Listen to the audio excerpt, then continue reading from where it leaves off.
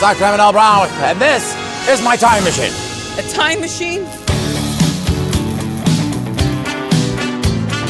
You're a slacker, McFly. Face it, you've got no future. I'm gonna get back in time. 1955? Hey, McFly!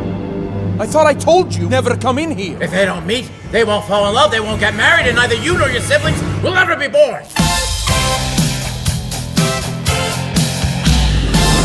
You don't need money, don't take fame, don't need no credit card to ride this train.